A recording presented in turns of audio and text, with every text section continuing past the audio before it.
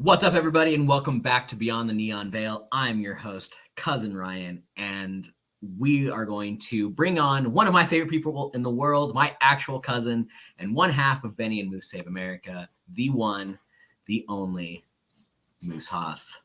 I'm going to class it up on your show. I made an old-fashioned, and I included a maraschino cherry. Wow. Yeah, classing it up for Beyond the Neon Veil with Cousin Ryan. Hey, buddy, how you doing, man?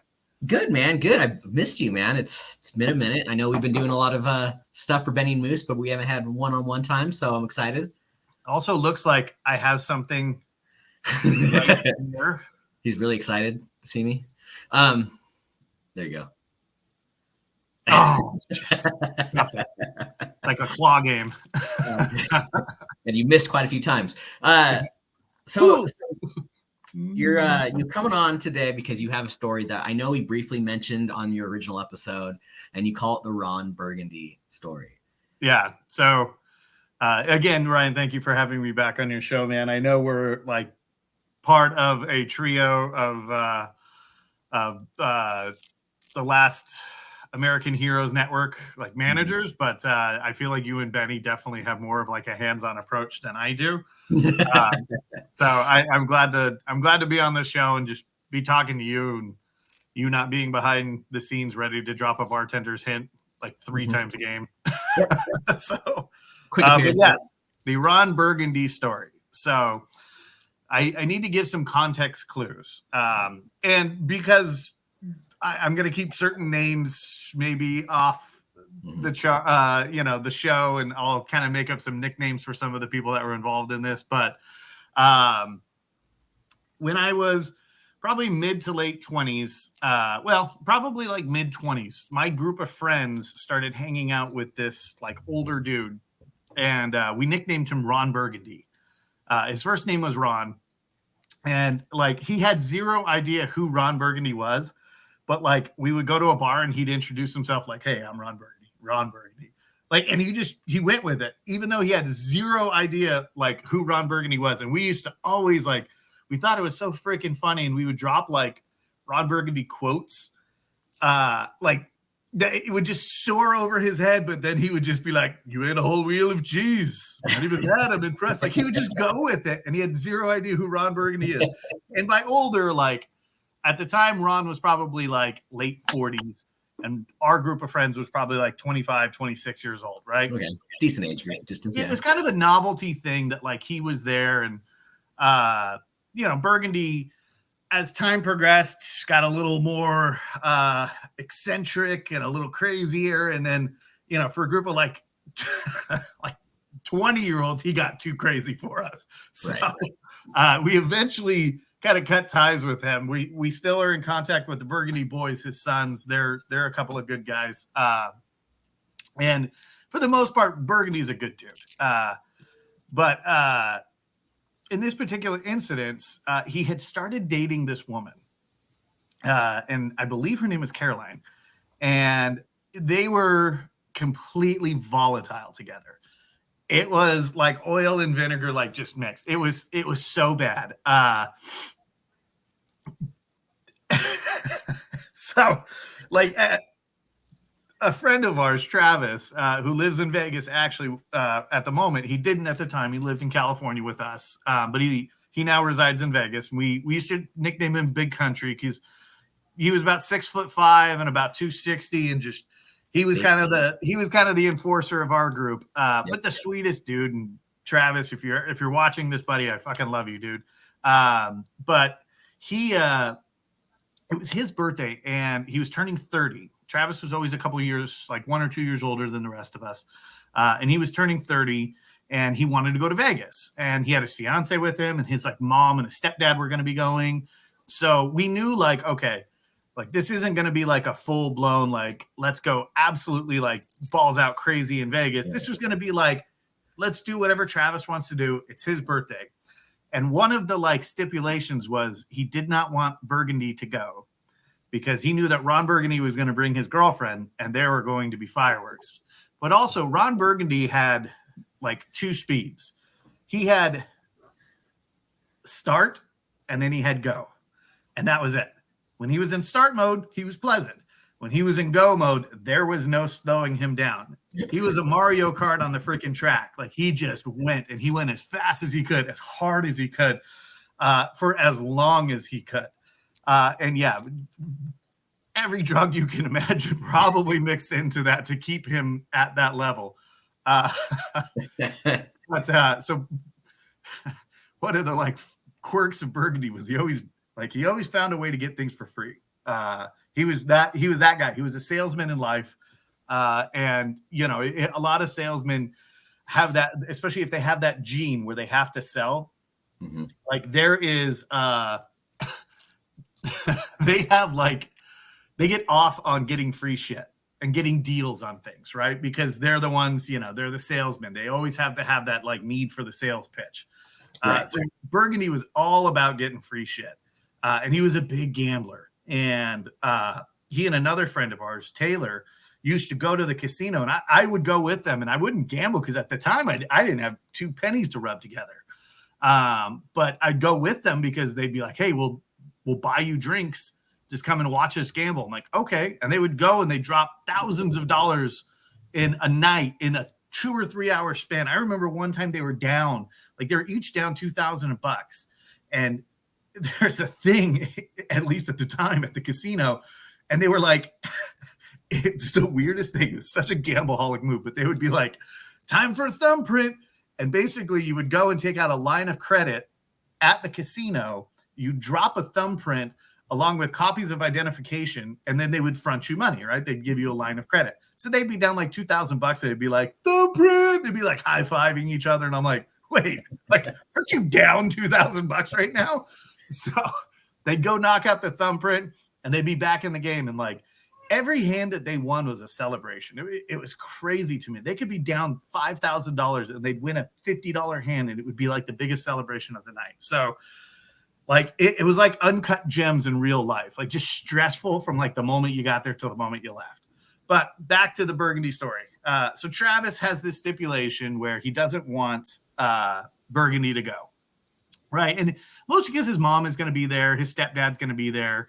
And his stepdad was a very, very, very kind man. And just overall good dude. His name was Romero. And at the time I was living with a roommate, Justin Bodker. J-Bot, love you, buddy. And Bot and I were both getting off of work, and we were going to drive up there Friday night. So if you've ever driven, so the drive to Vegas from California could be a 2.5 hour drive. It could be a 10 hour because after you get outside of like, there's 50 miles till you get to Victorville. And once you get out of Victorville, it all goes down to a 2-lane highway until you reach the state line. Mm-hmm. So if you were stuck behind a truck, you're stuck behind a truck for 3 hours. If there's an accident and they close down a lane, you're going to be on that highway for 10 hours.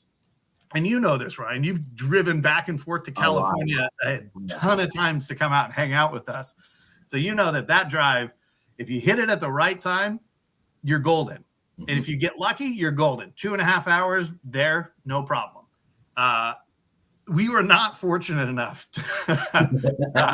because the other thing about leaving California to drive to Vegas on a Friday night is everyone else has the same idea that you do. So we hit the road and it's probably like 5 o'clock. And so we're driving out there, and like, I actually, this time around, like I had a little bit of like cash, and I was like, okay, like I can gamble a little bit with Travis. This will be fun.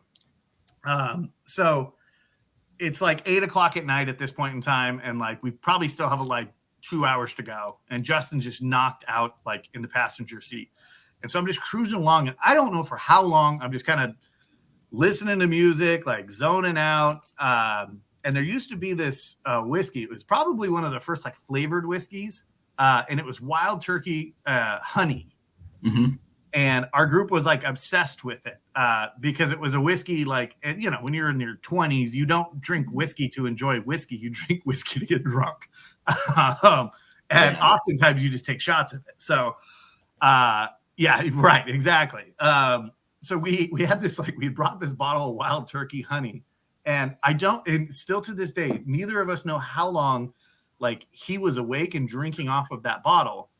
But, like, and I must have just been like zoned completely out on the road because I like look over and there's the half bottle like left of the wild turkey and Justin's just like sipping on it. And I'm like, how long have you been awake? I don't know.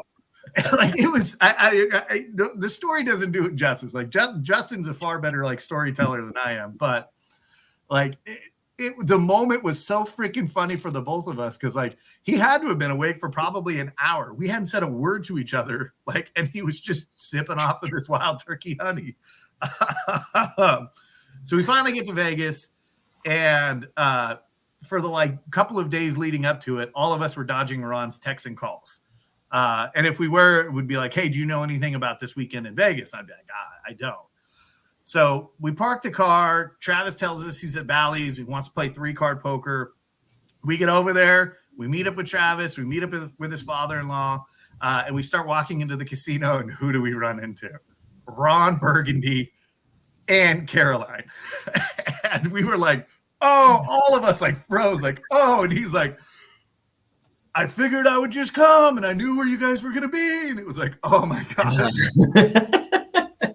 It's like, okay, so like he already is like well aware that like we did not like we've been dodging him. Right. Which makes like that like first like 10, 15 minutes when he comes over and like, wraps his arms around you. He's like, why didn't you answer? I thought you weren't coming. It's like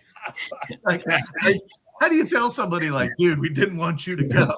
Like, so it's just like, you know what, dude, we made a last minute decision. Like now you're lying. Like it's fine. Here we go. Like Ron's involved. Brace yourself. So within minutes of like Ron and Caroline being there, and again, Ron goes from start to go. Like there is no in between. There's no rev up. Right. So the moment like we sit down at a table, he's woo, screaming as loud as he possibly can, like at the table, and it's just like, ugh. And Travis is very like nice, kind, conservative father-in-law is like, and he's like, and at one point, like Ron like takes a hit, like has like a pipe at the table, and he takes a hit, and he like looks at Travis's dad, and he's like, "You cop?" Travis dad like, no. And he's like, "Okay, good."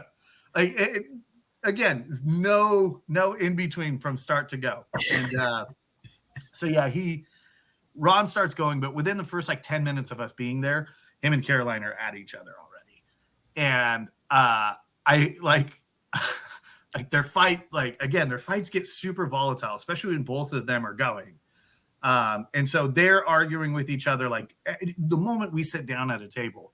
And I don't know if this is the same thing, but Bally's at the time used to have like the dealers of either like blackjack or 3-card poker were like celebrity impersonators. Mm-hmm. So like the first guy to like come walking over at our table is like David Letterman. And then, yeah, Tina Turner comes over later, and they all have their shtick, and they're doing their impressions while they're dealing. So it's fun. Like you're having a good time. And so we sit down, our dealers, like we get our own table. Because again, like it was Travis's birthday, and his father-in-law was like trying to make things happen. So we all got our own table amongst ourselves. And, with 3-card poker, you're not playing against each other. You're all playing against the dealer. Right. So we sit down, and like Ron and Caroline are going at it. And I immediately start this phrase that will become my mantra for the night. Right. I just look at Ron and I go, why did you bring her? And again, looking back on it, it's a pretty dick move, but I'm like saying these things like, why did you bring her? Why did you bring her? Because the escalation just keeps building, right? So we're at Bally's for about an hour, and then Travis wants to go to O'Shea's. Now, O'Shea's back in the day was the place where you went, like you could go play a beer pong tournament for $20 and you could walk away winning like $500 in a beer pong tournament. you can like O'Shea's used to be the shit, dude. Like it'd be like $1 3-card poker. They've renovated it, and like I haven't been, or I've been different. They've renovated it, and I heard it's okay. Yeah, it's not as many pong tables as it was, because I know exactly what you're talking about. It used to be mostly beer pong, especially on nights. Like it turned into a big frat house almost. It wasn't even like at that point in our life, like beer pong was, like every 20-year-old. You play beer pong anywhere you possibly can. But also like the gambling was super cheap, and like the drinks were super stiff, and so it was just going to be a fun night. But we kind of softly get kicked out of Bally's, and like we all really didn't address it at the time, but like we had gone through a couple of dealers, and our table was getting louder and louder and louder. And by our table, I mean Burgundy and Carolyn, getting louder and louder and louder. And so we were asked to like politely leave by security. And we didn't raise a ruckus. Like at the time, it was just like, okay, no worries. Travis wanted to go to O'Shea's anyways. Let's go to O'Shea's. So that was kind of like a natural progression. So we go to O'Shea's. And again, as the evening continues to progress, so does their alcohol/drug content. And like Burgundy used to have this habit, or I shouldn't say habit. He used to like to go get like $2 champagne at CVS. Okay. And he would pour it. He'd always have it like in like a thermos, and then he'd always have a Coors Light. So he would always be double fisting, and it would be cheap champagne and Coors Light. This is what he drank. And then of course, as you're gambling and stuff, he'd order shots, and then, he'd get a round of shots for the table, and he'd tip the waitress like a 50-cent chip. Like, again, always trying to just always trying to do things on the cheap, get things for free. But yeah, so we go to O'Shea's, same thing. We sit down at a 3-card. It was like a $1 3-card poker table. We're all actually doing pretty well. Like that was the first time I'd ever played 3-card poker, and same with Justin. So we were learning the game, and we were all kind of doing good. We're having a good time, but things were escalating. And then Carolyn runs out of chips. And I mentioned earlier that Burgundy was he takes his gambling serious. She comes walking over and tries to grab his chips from the table, right? And Ron kind of shrugs her off. She says, "Give me some chips." He says, "Go away." And like, we're on the other side of the table, and we're just like watching like the tension meter just start to rise. And she's getting mad, and she's like, "Ron," she's like, give me some chips." And Ron's like, "Go get your own chips." Like, he's like, "We're playing here." He's like, and then so she goes, gets her own chips, and then she sits at our table. Like, she like taps the guy on the shoulder sitting next to Ron, and she's like, "Excuse me, these are my friends. I should sit at this table." So like this random guy who's gambling with us, like, is in this weird, uncomfortable spot, and all of us are like, ugh. Oh, we don't know them. Yeah. And so like I'm the only one on the other table looking at Ron going, "Why did you bring her?" Like, I just keep repeating this mantra.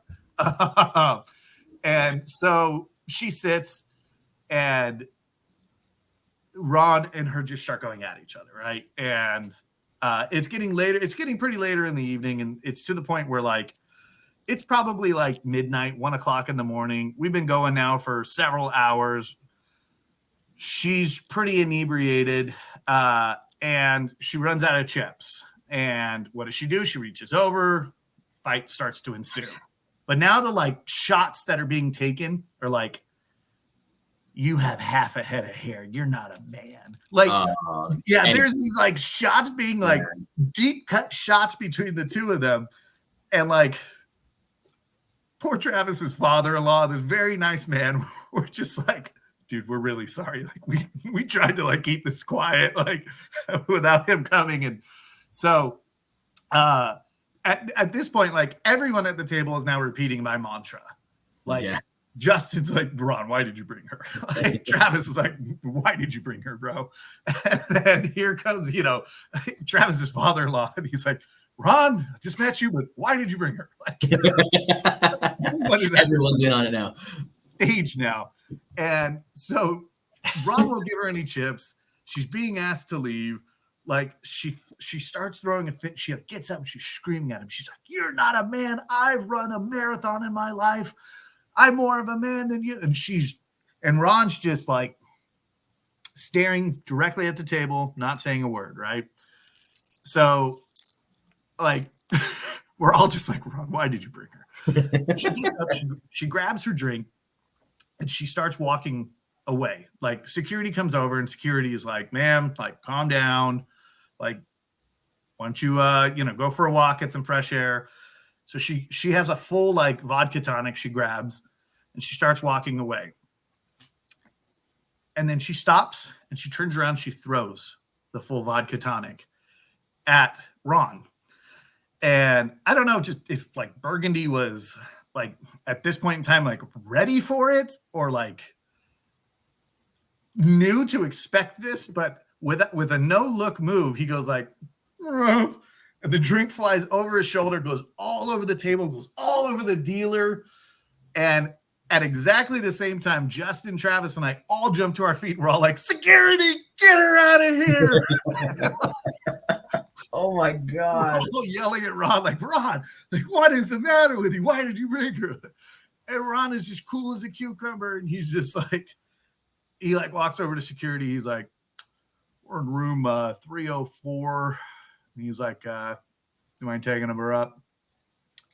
Turn around, gives the dealer like a $2 tip. And he's like, "All right, let's play." Like cool as a cucumber. And we're just like, what is happening? She's screaming and yelling, like kicking as like security is taking her away.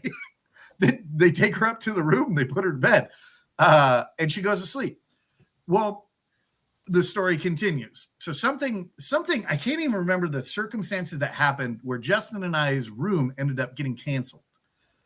And so we were like, well, shoot, like we don't want to stay with Travis. It's his birthday. Like we don't want to inconvenience him. So we're like asking, like where everyone was staying in the same hotel. And we're like asking like, "Hey, do you guys have any rooms?" And they're like, "There's nothing we have on the fly."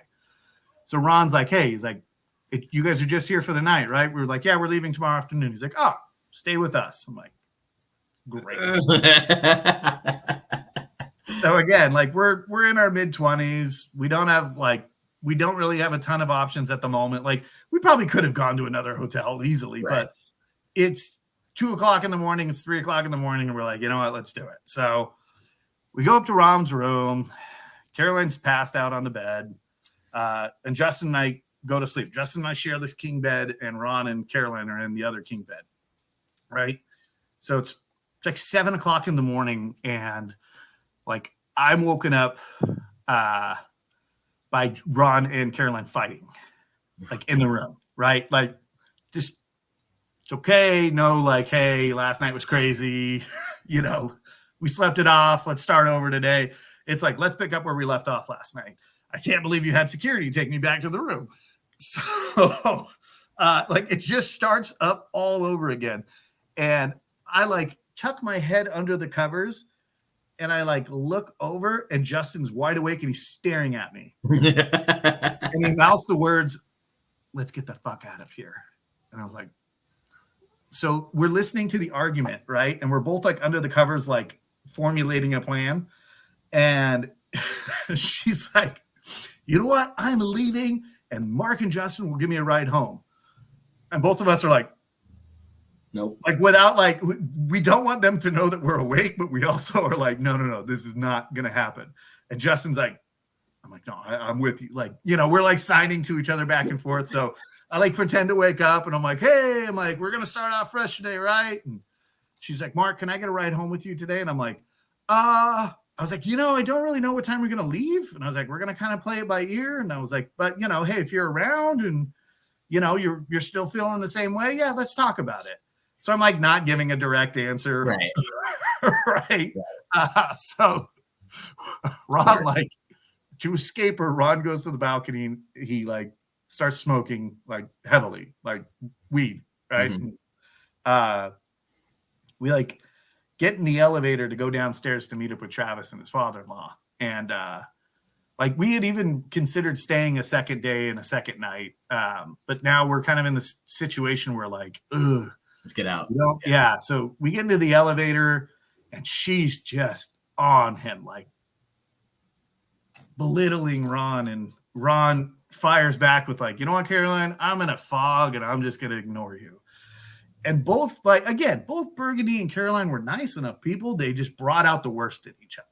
Right. And toxic. And, you've hung out with Justin and I and that group of friends back in the day. And you know that was the very opposite of like what that group was about. Not even close to what that group was about. So we're in the elevator and they're just taking shots at each other. And Justin and I are just staring, like unblinking at each other. Like, what are we going to do? So they get out of the elevator and like everybody's heading to lunch. And I'm like, hey, I'm going to use the bathroom. Justin's like, me too. So we like meet we're in the bathroom and I'm like, dude, we got to get the fuck out of here. I was like, I do not want to like give her a ride home. And I was like, that sounds like the worst like 5-hour drive like ever.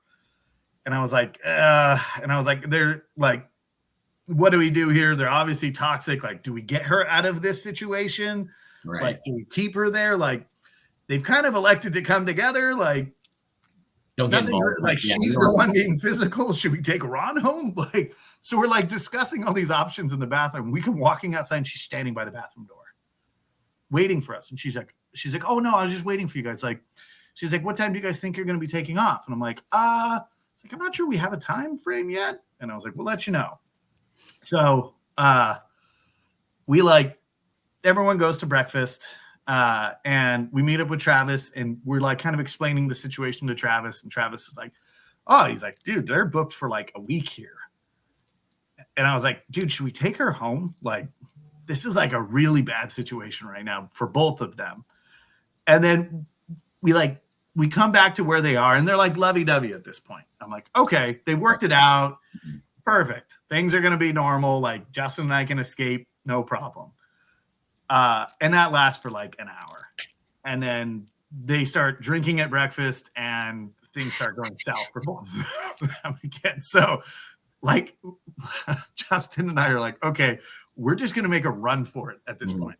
Like legitimately like figuring out how to like a way that like the two of us can get away without anyone noticing. So we like tell Travis, like, dude, sorry, we got to leave. Like, I'm sorry this kind of fell on your birthday, man. But like, you understand why we're taking off because we just don't want to be part of this like toxicity. He's like, no, I get it. He's like, it's all good, man. He's like, we had a great time last night. All good, all good. And he was going to be staying a couple extra days. And so like, we keep waiting. Like everyone like kind of migrates to like the casino floor and they're sitting down on a few tables and like Justin takes a seat with Travis at a table and then she gets up to go to the bathroom and I'm like, hey, and he's like, go, go, go, go. here's Justin and I sprinting through the casino. He's got like a handful of chips. He just grabbed his chips like mid-hand and we're like, where do we cash these out? He's like, right there, right there, right there. So we're like sprinting and like, he like rounds a corner. It's like the raptor in Jurassic Park when they get into the kitchen, like just looking for us. Yeah. We're like ducking behind like slot machines. And I'm like, oh crap, dude. I'm like, we gotta make it out of here. So I kid you not, there was a portion where we're like ducked behind these like slot machines, and like the little old ladies on the slot machines are like, are you okay? I'm like, they're after us. So she like rounds the corner the opposite direction. We sprint, we get to the like hotel parking, we jump in the car and we get out of there. And like I get a call from Ron and he's like, hey, he's like, you guys take off? And I was like, yeah. He's like, you trying to avoid giving Caroline a ride home? I was like, yes. He's like, yeah. He's like, it's all good. He's like, look, we get at each other. He's like, I'll make it right. He's like, I've been bad to her, the last couple of days. He's like, I'll make it right. Don't worry about it. Like, okay. So we stop by In-N-Out on the way out. We head out of Vegas and we get a phone call from Caroline like 2 hours later. She's like, hey, how far out are you guys? We're like, dude, we're like, we're hundreds of miles from Vegas at this point in time. And she's like, oh, okay. She's like, I'm still evaluating my options. And I was like, look, the airport's right there. It's a 45-minute flight from, and it'll cost you $100. Mm-hmm. Like, maybe that's your best option. And I was like, let me know if you need a ride home from the airport. But I remember that, like, as I'm like telling the story, I remember like we kept getting this call, but we didn't know the number because we didn't know her number. Mhm. And I finally picked it up because I was like something's not right. Like, Right. I gotta Someone. figure out what this is. Yeah. And it was Caroline. And I was like, oh, dude, she got our number. But yeah, so the Burgundy story of legend was this just toxic relationship between Burgundy and Carolyn, and they were like they literally brought out the worst in each other. But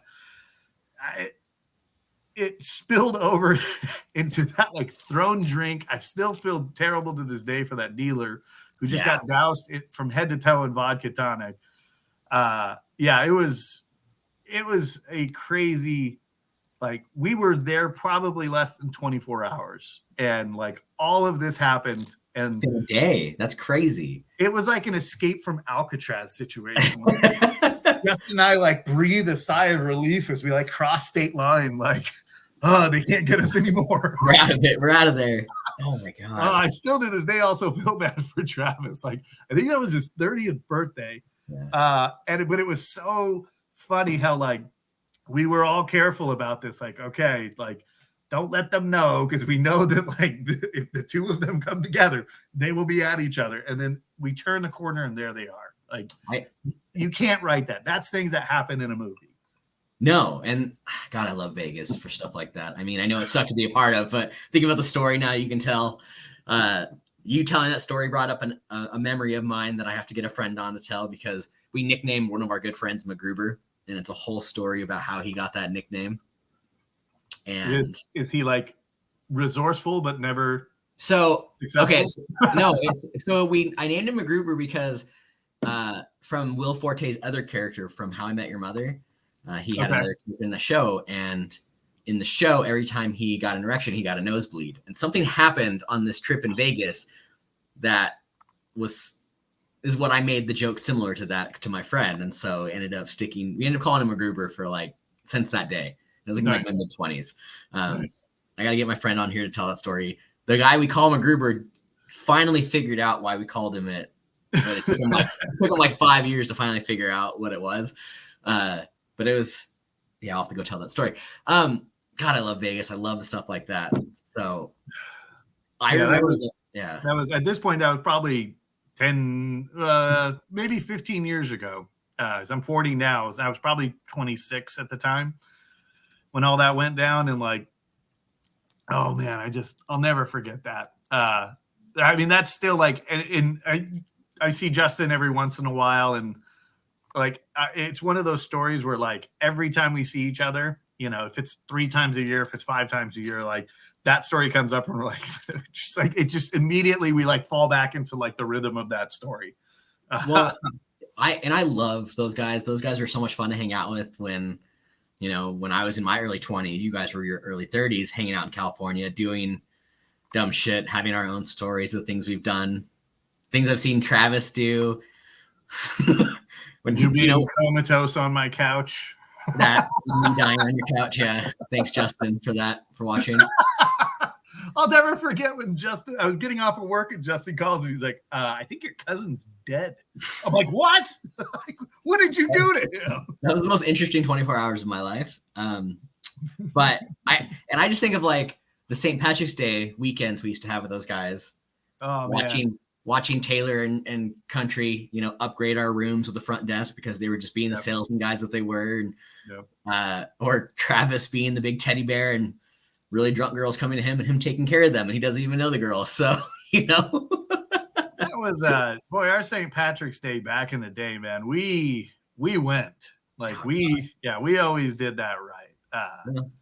I mean, I don't think there was one of them, honestly, that like, I don't look back on and go like, that was a missed opportunity. Like every one of them that we did. I mean, that was a staple for probably 5 or 7 years that we would go big with St. Patrick's Day. We'd always rent rooms and we'd travel to like destinations for St. Patty's Day. I always wore a kilt. Yeah. I think the only one that we were always worried about in the beginning I think it was Long Beach. Remember, it ended up being kind of dead, but then we ended up taking up like the entire bar. That was Seal Beach. Was that Seal Beach? Okay. Yeah, Long Beach was the one where that I think you were referring to, where we had the like extended stay hotel room. Oh yeah. Remember Travis was like taking all the like toiletries. First thing he did, grabbing everything. Starts like inspecting the like pots and pans and the forks. It's like, what are you doing? He's like, I'm just looking around. No, the Seal Beach one, that was the one with Tommy. Tommy Jill went with us. Your gas station Jake was there for that one. Yeah. We thought that Seal Beach was going to be popping off because it was like 4 Irish pubs in a row, and yeah, it turns out like the biggest party. Turns out the yuppies in Seal Beach don't like St. Patrick's Day. It's God, I'm so glad, dude, you got to tell that story. I've been wanting you to tell that story for so long because I know the entire group, the Burgundy boys. I've never met Ron, but I met the Burgundy boys, and they're super cool. Yeah, they're good kids. And you guys have always talked about Burgundy and hinted at that story. And this is the first time I've actually heard the entire story. So I was hoping to be able to have Justin on, because Justin is a far better like storyteller. Like, and his like comedic timing is perfect. Like I'll tell this one. Do you remember the bachelor party story? Of Warren, the Night Stalker? Yeah, because Justin and I slept out on the couches. Yeah. Oh my God. Okay, so we'll tell this story. So at my bachelor party, one of our guests has a sleepwalking disorder. We did not know that at the time, though. Nobody knew this. And we rented a house in Temecula, and we were stacked pretty high to the point where like Ryan and our friend Justin, and I think even our other cousin Tony was sleeping on the couch. Mm-hmm. And Justin tells the story. The way he tells it was so freaking funny. We're all waking up on day 2, and we're like all out in the backyard having some coffee. And Justin tells the story of what is now infamously known as the Night Stalker. And Justin's sleeping on the couch, and he feels this presence over him, and he wakes up and he kind of like idly looks up, and Warren's standing over him and just staring at him. And then he like doesn't know what to do. So he like looks to his left, and Ryan is awake, and Ryan's like staring at Justin like, and then Warren walks over and stands over you, and you guys are just staring at each other like, what do we do? It's seriously like an I Am Legend. Like, you don't know if like he's gonna like start converting you guys into zombies with him. It was so crazy waking up and just seeing a dark figure standing over Justin, just standing there, like no sound, no movement, nothing, just standing there, and the fear on both our faces. And wasn't it like he was there for a while? Like, yeah, he didn't move, and then finally he like moved on. Like, yeah, he like went back to his room or something. Well, he did a few laps around the pool table, and we watched him. We got up and watched him, and then he went back to bed. He went back to his room, fell back asleep, and we're both. Neither of us slept the rest of the night because we're just like, what the fuck just happened? Like, that was so funny. The next morning when you guys were telling that story, like we're all just kind of gathered around the pool, we're all having our coffee, and like you and Justin are like, dude. That was funny. Warren, don't tune into the show. You're a good guy. Yeah, you're a good guy. I can't stay in the same house with you anymore. We hope you have that condition under wraps. Well, what, for your birthday, we drove by that house, and I had flashbacks to that. So yeah, you instantly broke out in cold sweat. And no, Warren, no. Warren, if you are watching though, watch the Disney Plus series Moon Knight, and you'll understand. Just tether yourself to the bed. No harm, no foul. I'm really glad you came on, Moose. I know we got to cut this early tonight because something special is coming. You are about to head out of town, and I am so excited for you. I am, yes. I'm packing today. In less than a week, my wife and I will be heading to Egypt, Dubai, and Jordan. That's awesome. Yeah, it's going to be great. We're in Cairo for a couple of days, and then we're on a cruise ship down the Nile, and it has several stops like along the Nile and different places of Egypt. And then we go to Jordan. We're only in Jordan a couple of days, but we're going to see the Dead Sea Like we have a tour that takes you and you get to float in the Dead Sea for like 10 minutes. But you can't, like, it's not advised you stay in the Dead Sea longer than that because the salt content is so high that it dehydrates you almost instantly. Right. And then we're going to Petra, which is a bucket list item for me. I mean, if you know anything about me, you'll know that Indiana Jones and the Last Crusade is possibly one of the greatest movies ever made and one of my favorites. It's probably second behind Ghostbusters. And I will get a chance to actually go see the city of Petra, which is the city built into the walls. So I'm really hoping to be able to like come out like having found illumination. And yeah, and then we're in Dubai for the like last kind of leg of our trip. And my wife is the world's greatest vacation planner. If any of you want to hire her, she doesn't do it for a living, but she'll plan you an amazing vacation on a budget. Mm-hmm. Like we have cocktails on like the 100th floor of the Burj Khalifa planned out. We were going to go skydiving, but it turns out I'm too much of a fat ass.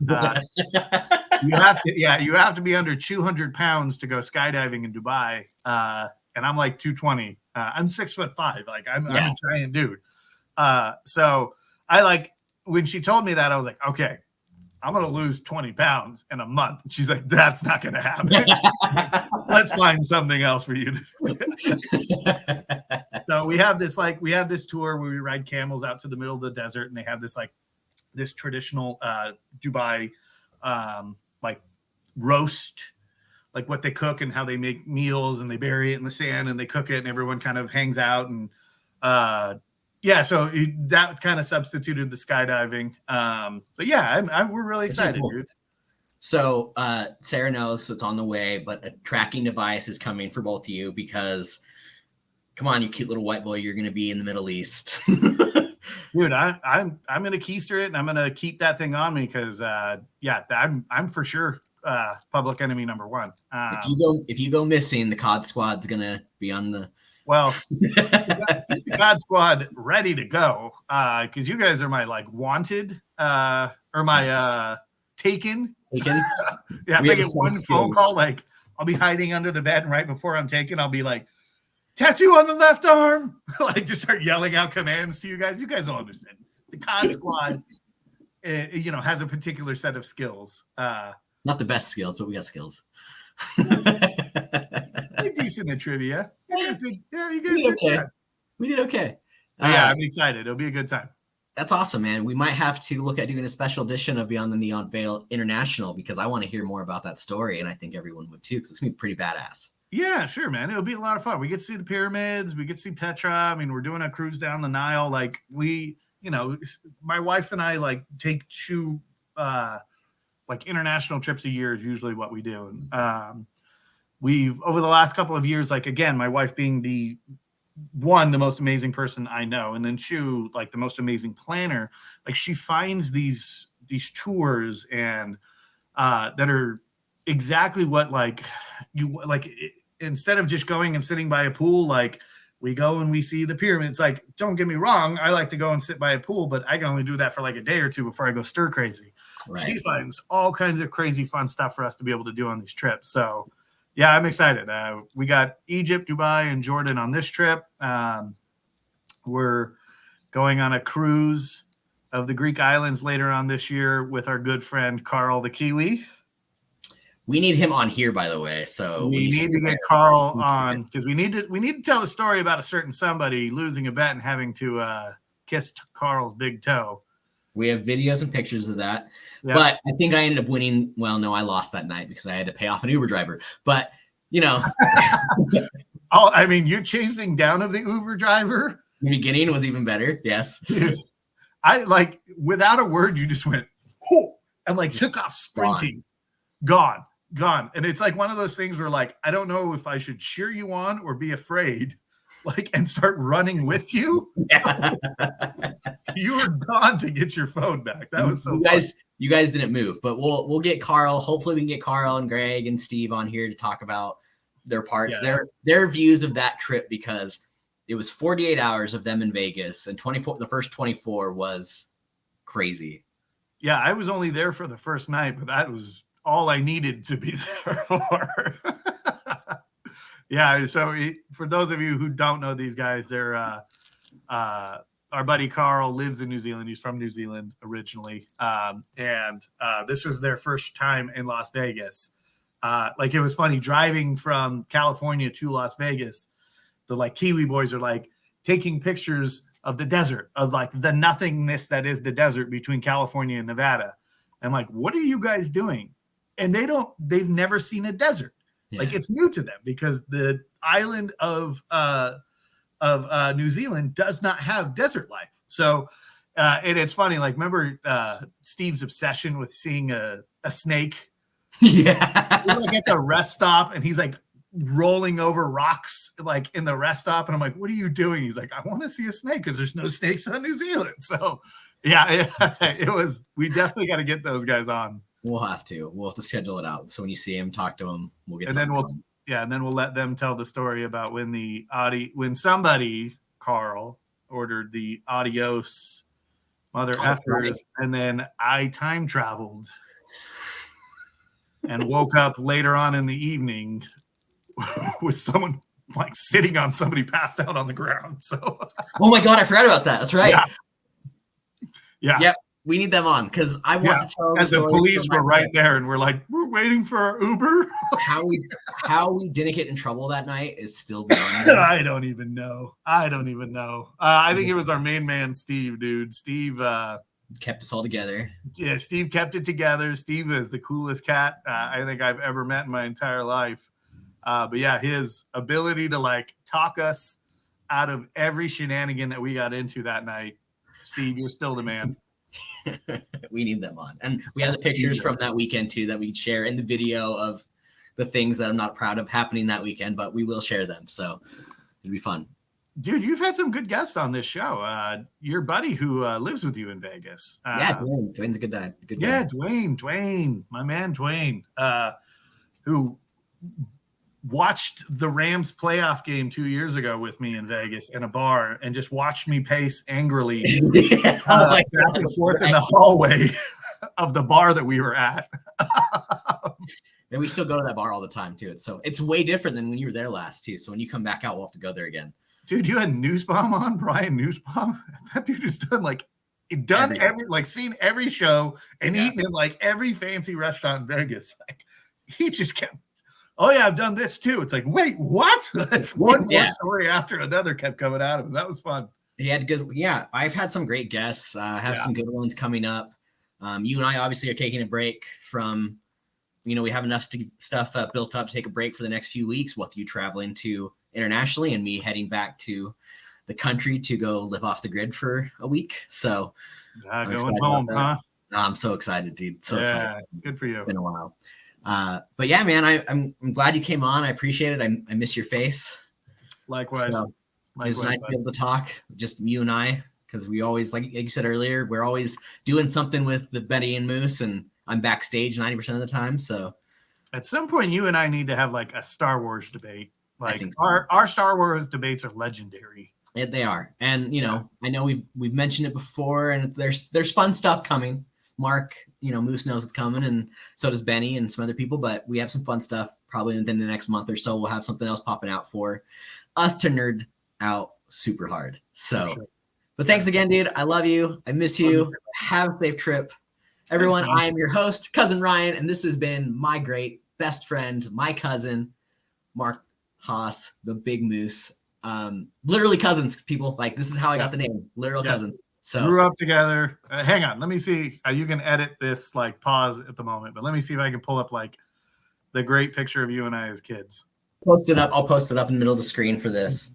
But it was a good time. Yeah. So, all right, man. Thanks for coming on. It was good seeing you. And you too, buddy. For everyone else, go check out Benny and Moose Save America, Drunk Bar Trivia. Really, really fun. Me and my friends were on just recently. The College Squad against What the Show. Moose has been on a few of them, but we host behind the scenes type stuff. Go check it out. It's amazing. But remember to like, click, subscribe, all that stuff, or fuck off our channel. As our brother Lomas says, we will see you all later.